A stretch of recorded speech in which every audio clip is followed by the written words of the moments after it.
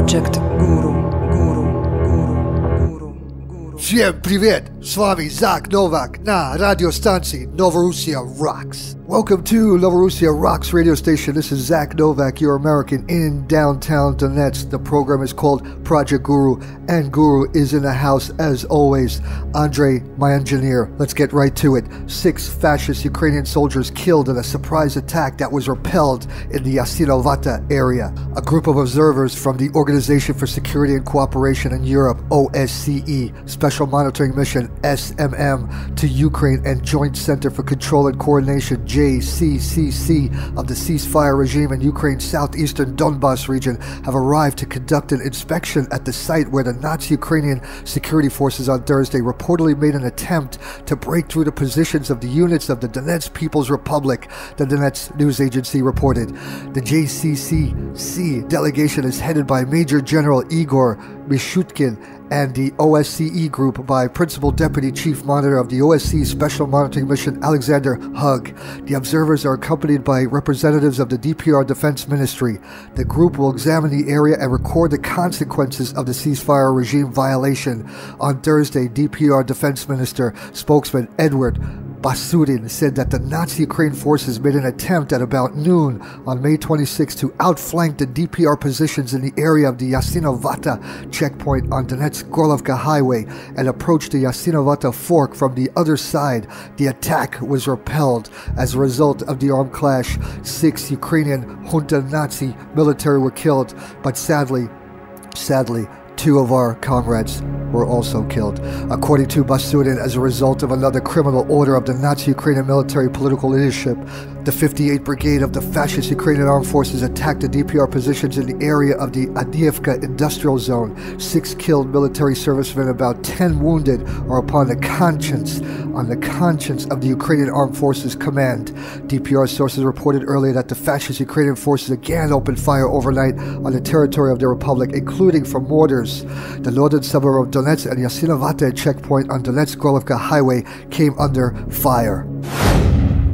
United Nations inspectors investigating torture by the Ukraine junta has suspended its work. GuRu, Andre, listen to this. A group of United Nations inspectors investigating allegations of torture in Ukraine has suspended its work, the team's leader said this week, citing a lack of cooperation from the government security services. Sir Malcolm Evans, leader of the 4-member team from the United Nations Subcommittee on Prevention of Torture, said in a statement Wednesday that his group had been denied access to sites under control of the Ukraine junta's domestic intelligence agency known as the SBU. The end of the team's week-long trip a day earlier than scheduled comes at a time when Ukraine's government is trying to demonstrate that it can be a bastion of European values, even as it is engaged in a bloody conflict in eastern Ukraine with Russian-backed rebel militias. The United Nations team had been in Ukraine since May 19, trying to investigate what rights groups have said are signs of detainee abuse by the SBU. After prisoner exchanges in the east between government forces and rebels, some detainees have left Ukrainian jails limping and saying they had fingers or ribs broken by the guards. In a report published in March on extrajudicial detention and torture in Ukraine, the United Nations High Commissioner for Human Rights cited that the case of a 74-year-old woman, GuRu, listen to this, a 74-year-old woman who was detained and beaten because her son had been accused of terrorism. Another detainee reportedly had a plastic bag placed over his head and was then hit in the face, head and body. Later, his son was taken to a separate room from which he could hear his son's screams. Natalia Sevastyanova, a deputy justice minister in Ukraine, said on Thursday that the United Nations investigative team had been denied access to SBU centers in Mariupol and Kramatorsk. Vasil Hutsak, the SBU director, denied that the detainees were being held at the local offices of the security services in the 2 towns. He could not permit the United Nations team to visit, he said, because the offices held weapons and documents that he was not obliged to share with the agency. If you arrive, for example, in the United States and ask to come to a CIA or FBI to visit a basement or an office, do you think they will ever let you do it? He told the Ukrainian news media. The government of President Poroshenko has received Western support in its fight against rebel militias, including non-lethal assistance from the United States in the form of medical aid and communications equipment, including radios. Ukraine is a party to the United Nations Convention Against Torture, a treaty that allows United Nations inspectors to make unannounced visits to any detention center. The investigative team's leader, Sir Malcolm, said his committee expects Ukraine to abide by its international obligations. So here you have it. Detainees, prisoners being tortured, especially a 74-year-old woman. Cowards you are, Ukrainian junta. Andre, university students clash with police in the streets of Santiago, Chile. Police clashed with student demonstrators in the streets of Chile's capital, Santiago, on Thursday, in the latest protest by university and high school pupils who say the government is moving too slowly on planned reforms. During the march, which authorities had not authorized, students attempted to walk along the Alameda, Santiago's main artery, and demonstrate in front of the La Moneda presidential palace, but heavily armored police officers dispersed the crowd with water cannon and tear gas as protesters threw stones and set up flaming barricades.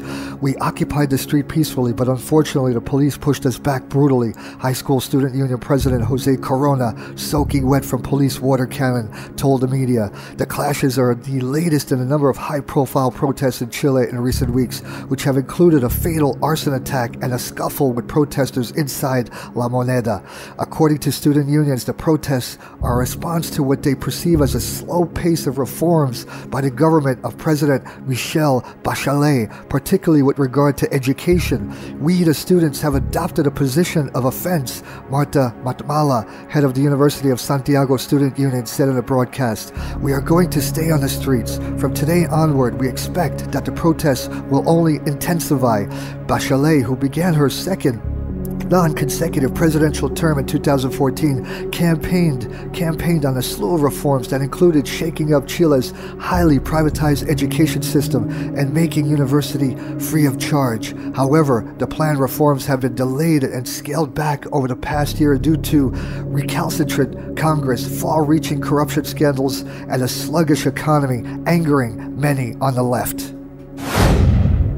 Hey, it's none of your business, America, according to the Israeli far-right government. Israeli Tourism Minister Yariv Levin, a top figure in Israel's ruling Likud party, issued a statement blasting the U.S. State Department's comments on Avigdor Lieberman, the nation's incoming defense minister, saying the makeup of the Israeli government is purely internal matter and none of America's business. State Department spokesman Mark Toner said the new Israeli far-right government raises legitimate questions, expressing particular concern about the number of cabinet ministers in Israel who are openly opposed to this two-state solution. Israel Prime Minister Benjamin Netanyahu's office has so far refused to comment on the matter, while Lieberman sought to reassure Western officials by insisting that he would act in a responsible manner and pursue peace with the nation's neighbors. Though the U.S. is expressing concern about the new government, it is unlikely to amount to too much, as Netanyahu campaigned on his own opposition to a two-state solution last year, and U.S. concerns over that matter dried up pretty quickly. Facebook, a counter-offensive against Israeli raids on Palestinian refugees. Overnight, Israeli military raids against refugee camps in the occupied West Bank are nothing new, but they aren't nearly so convenient for the occupation forces as they once were, as their raids are no longer a surprise.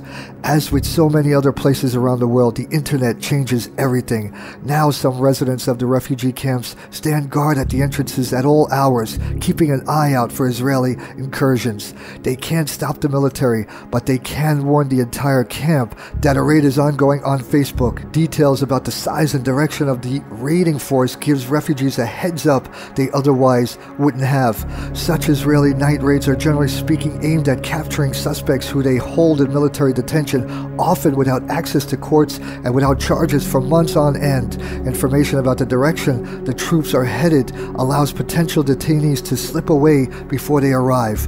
Women get up and change so they're dressed appropriately if Israelis come into their home, and when people are ready for the army, they know to be awake and listen for the knock on their doors so they can open it before forces blow it off its hinges. Making the raids less onerous for the refugees is doubtless unwelcome for the Israeli military, but those running the social media accounts have so far been able to remain anonymous. If they are identified, they say it is a given that they will be detained by Israel on some unrelated charge. Starvation and shortage of medication as Iraqi forces and Shiite militia advance on Fallujah. Iraqi forces and allied Shiite militias are moving closer to the major Anbar city of Fallujah under ISIS control since January of 2014. The city has been surrounded for weeks, and as the offensive grows, so does fear about the civilian population's fate. Being out of the general ISIS supply lines, Fallujah has faced growing shortages in recent months, with locals saying there is an increasing starvation as well as acute shortages of medication at hospitals.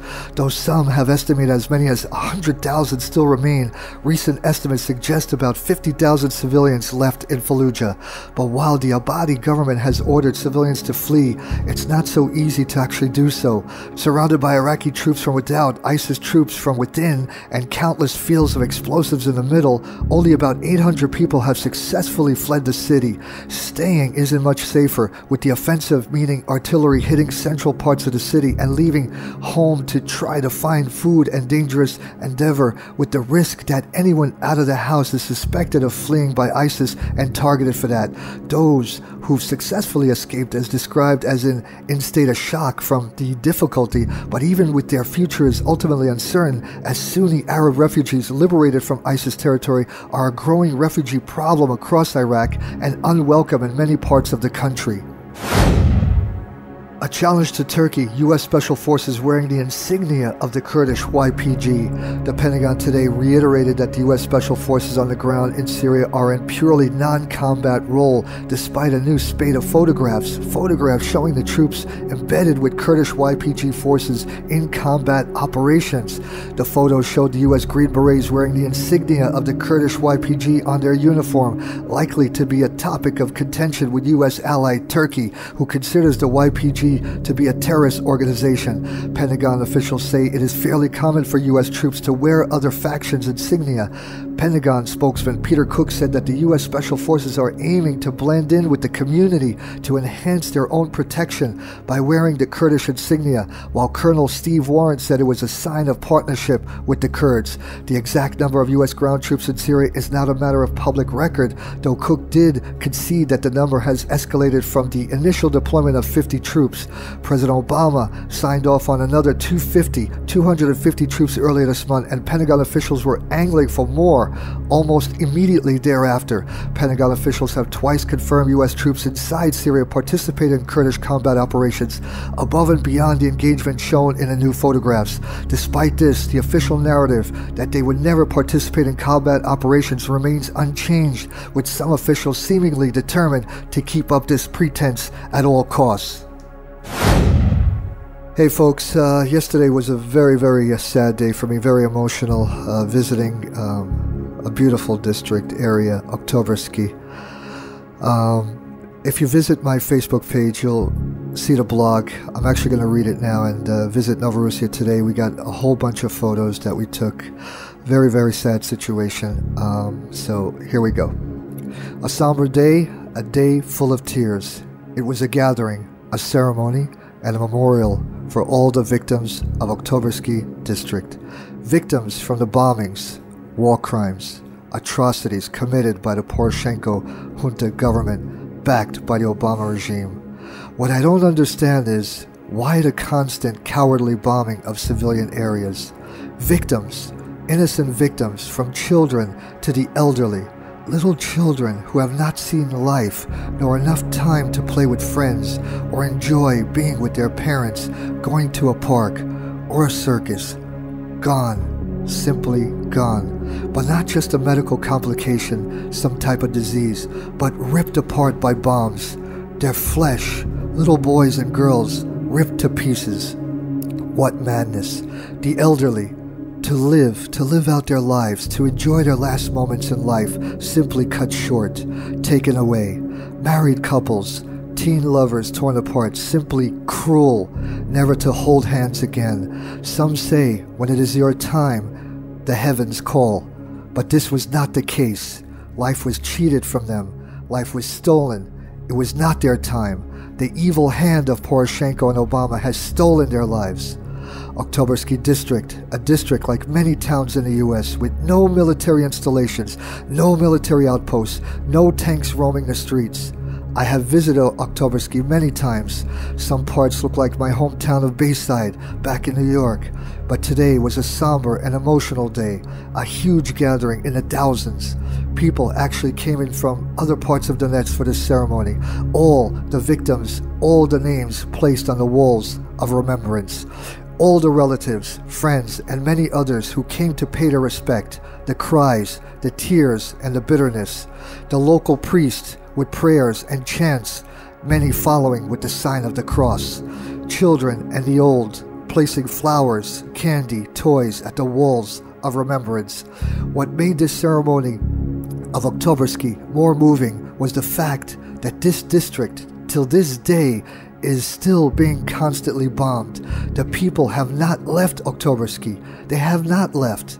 They do not fear the Poroshenko Nazi bombs. They do not fear the Obama Gestapo regime. This is their home. This is their life, their only life. Sadly, many are buried here, but life will continue.